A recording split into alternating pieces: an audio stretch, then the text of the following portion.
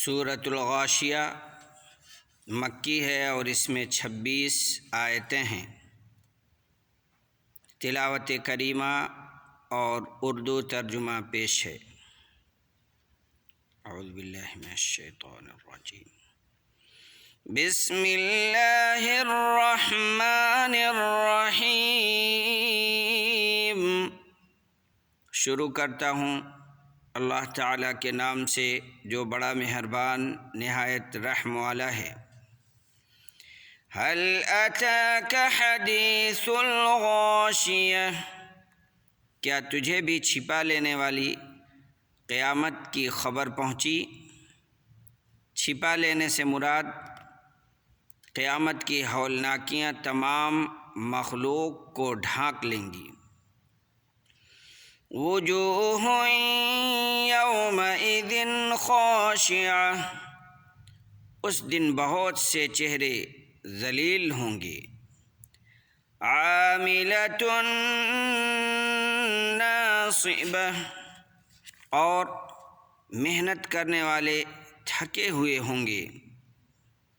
ناصبہ کے معنی ہے تھک کر چور ہو جانا، یعنی انہیں اتنا پرمشقت عذاب ہوگا کہ اس سے ان کا سخت برا حال ہوگا۔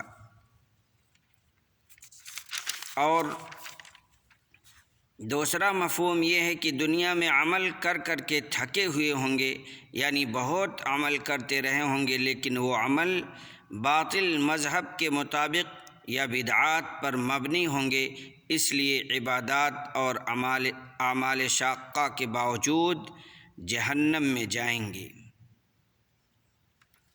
تصلیٰ نارا حامیہ، وہ دہکتی ہوئی آگ میں جائیں گے۔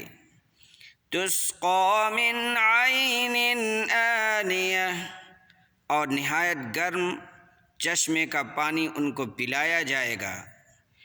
لیس لہم طعام الا من ضریع، ان کے لیے سوائے کانٹے دار درختوں کے اور کچھ کھانا نہ ہوگا۔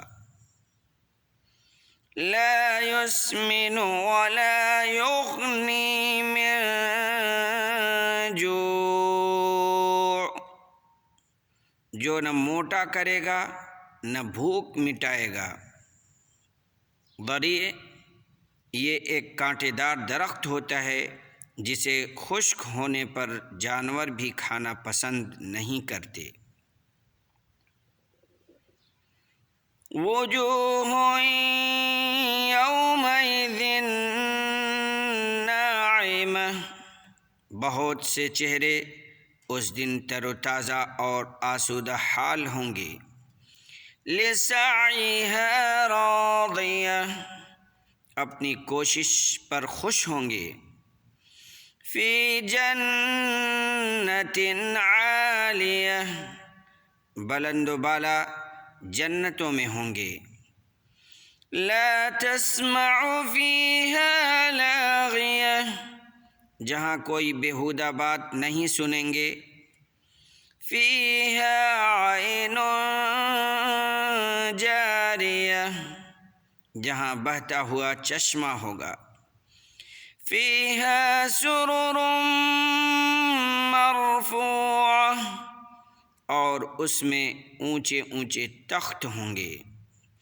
وَأَكْوَابٌ مَوْضُوعَةٌ، اور آب خورے رکھے ہوئے ہوں گے۔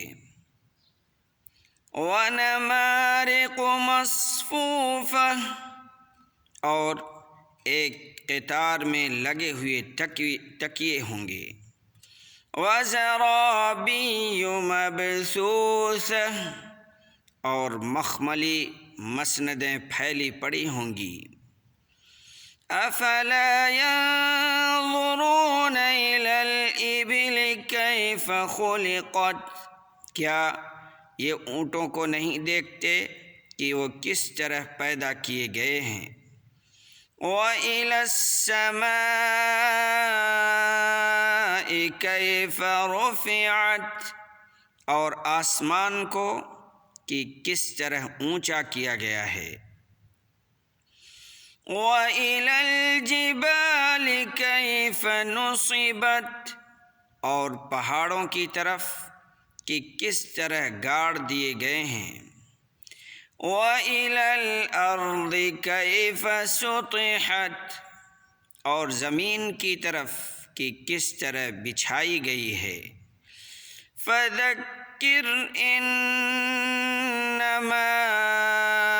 أَنْتَ مُذَكِّرٌ، پس آپ نصیحت کر دیا کریں، کیونکہ آپ صرف نصیحت کرنے والے ہیں، یعنی آپ کا کام صرف تذکیر اور تبلیغ و دعوت ہے، اس کے علاوہ یا اس سے بڑھ کر نہیں۔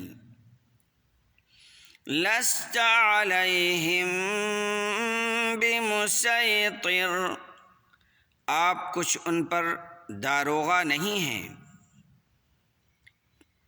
کہ ایمان لانے پر مجبور کریں۔ بعض کہتے ہیں کہ یہ ہجرت سے قبل کا حکم ہے جو آیت سیف سے منسوخ ہو گیا، کیونکہ اس کے بعد نبی اکرم صلی اللہ علیہ وسلم نے فرمایا کہ امرت ان اقاتل الناس حتی یقولوا لا الہ الا اللہ، یعنی مجھے حکم دیا گیا ہے کہ میں لوگوں سے قتال کروں یہاں تک کہ وہ لا الہ الا اللہ کا اقرار کر لیں۔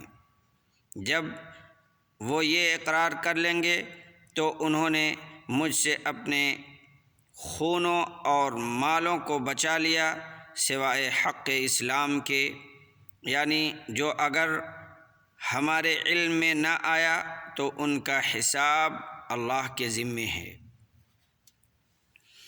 إِلَّا مَن تَوَلَّى وَكَفَرَ، ہاں جو شخص روگردانی کرے اور کفر کرے۔ فَيُعَذِّبُهُ اللَّهُ الْعَذَابَ الْأَكْبَرَ، اسے اللہ تعالی بہت بڑا عذاب دے گا۔ إِنَّ إِلَيْنَا إِيَابَهُمْ، بے شک ہماری طرف ان کا لوٹنا ہے۔ ثُمَّ إِنَّ عَلَيْنَا حِسَابَهُمْ، پھر بے شک ہمارے ذمے ہے ان سے حساب لینا۔